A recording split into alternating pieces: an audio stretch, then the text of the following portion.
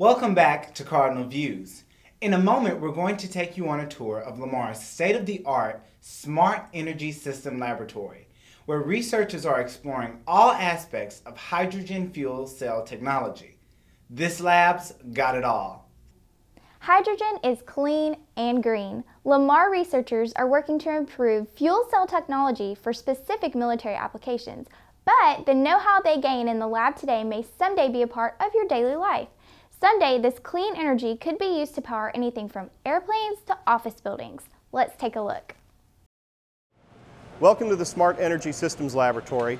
What we're doing in this laboratory is we're developing technologies that can be used for advanced power systems, everything ranging from fuel cells to batteries. We'll eventually be looking at solar systems, possibly wind. Specifically, what we've been doing over the last 2 years in this lab is developing advanced catalysts and systems for fuel cell power systems. In this part of the lab, what we have is synthesis. So at the fundamental level of what we're doing, we're working on developing new catalysts, new materials that can go into these fuel cells.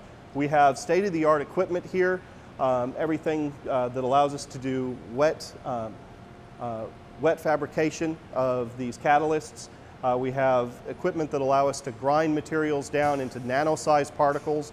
The smaller you make the particles, the more activity and the more potential uses these materials have. So in this lab, we're building these materials, and once we've made a material, we can take it over to a system like we have over here. It's called a CAT lab. Basically, we can take that material, put it into the system, measure its activity, and understand what the physical and chemical properties of that material are, and understand whether or not it would be good for a fuel cell. So once we've identified a good potential candidate material, we can then come over to our membrane electrode assembly fabrication area where we put these together. We make inks. Inks are a step in making fuel cells that we can take. It basically takes this powder that we formed, puts it into a liquid form, and then we can apply that onto surfaces that go into the fuel cell. To understand how well these inks are made, like I said before, we're grinding these particles into nano-size particles. We need to see that we've actually gotten them down small. So we have specialized equipment that can measure the dispersion, which is measure the particle size, determine whether or not we have small enough particles to make the ink compatible with a fuel cell. When we found material that we like, activity-wise, and it's the right particle size, we then take those materials and we come over to an area where we actually put them into a real fuel cell, and we start to test them and understand how they work, how they perform, and whether or not they'll be good when we scale up to full systems.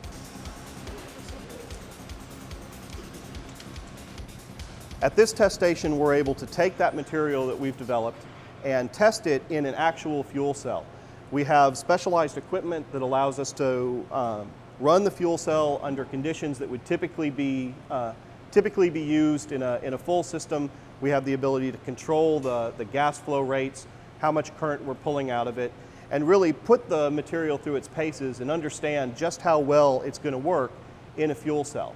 And of course, once we've developed that material into a good fuel cell MEA, membrane electrode assembly, we can scale up back at our fabrication area, scale up, build multiple cells, put them together into stacks, and then take them to the other side of the lab where we're able to do stack testing and system testing. So once we've identified a potential catalyst that works well in a single cell fuel cell, we'll scale that up, build it into full stacks that'll allow us to use those stacks in systems and then test those systems under real-world conditions. What we have here is a fuel cell test bench that allows us to take multiple systems. Each one of these systems is capable of generating a few hundred watts, which is enough to power either a small portable military system, remote sensors. Specifically, the area that we've been looking at in this laboratory is unmanned aerial vehicles. And so these fuel cell systems can go into these UAVs and allow them to fly for 2 to 3 times longer than they could on conventional batteries. which greatly enhances the mission capability of the soldier in the field. But before it can go out in the field, we have to understand how these systems work and how long they can work, what systems possibly can break down, and how to increase their lifetime.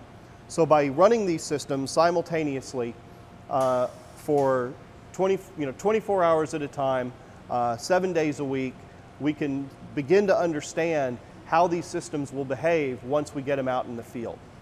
Okay, so we've talked about the fuel cell development that we're doing here in this laboratory, but in addition to fuel cell systems, power systems, we're also working on the technology to generate the hydrogen that these fuel cells need in order to run for long times. So what we have here is an environmentally controlled chamber that allows us to manipulate and work with the materials, the chemical materials, that when combined with water, evolve hydrogen. They basically decompose and give us the hydrogen. We're also looking at the fundamental level, trying to model what happens so that we're not going through thousands and thousands of combinations of materials. We want to narrow them down using computer modeling to identify what the best potential materials are.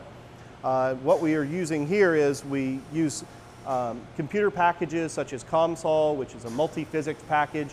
We're using DFT, density functional theory, to identify these materials, basically going through and looking at things at the quantum level and understanding how the materials interact with each other, what the chemical processes are, to try to see what makes a material ideal for a fuel cell catalyst.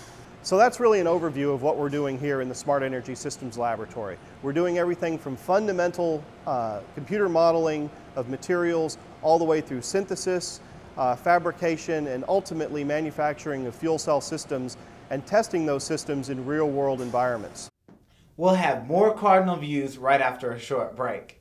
Stay with us to find out about a new program offering free Lamar University classes to high school students, and see how Lamar is making science exciting for elementary and middle school students with hands-on learning activities right after this.